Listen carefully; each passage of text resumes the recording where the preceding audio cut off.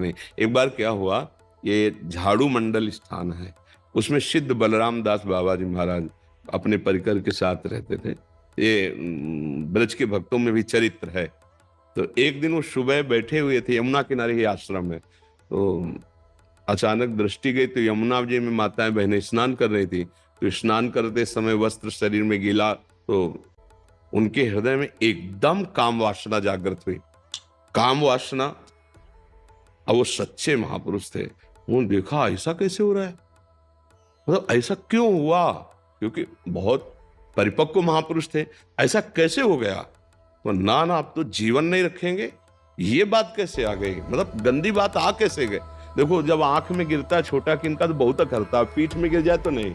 तो जो अपवित्र हृदय होता है वो पीठ जैसा होता है, बड़ी से बड़ी बात निकली। लेकिन जो पवित्र हृदय होता है आंख जैसा, जरा सा भी गिरा तो उनको बहुत कष्टप्रद लगता है। तो अन्य जो उनके निजजन सेवी जन थे, तो उन्होंने कहा कि बाबा हमारी इच्छा है कि परिक्रमा लगाई जाए वृंदावन की, कीर्तन करते हुए, फिर आप जैसा बाद में बताएंगे वैसा हम करें।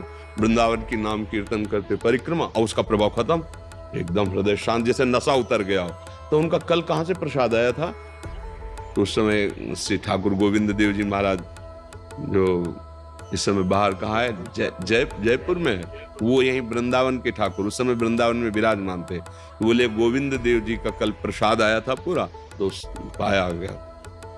तो उनका गोविंद देव जी का प्रसाद पूछो जाके किसने भोग लगाया था। तो प्रधान सेवक से जब पूछा तो बोले कलकत्ता की वैश्या आई थी और उसने सब श्रृंगार और भोग सब। उनका अब ना पाए तो प्रसाद का अपमान होता, पाए तो ये दशा होती।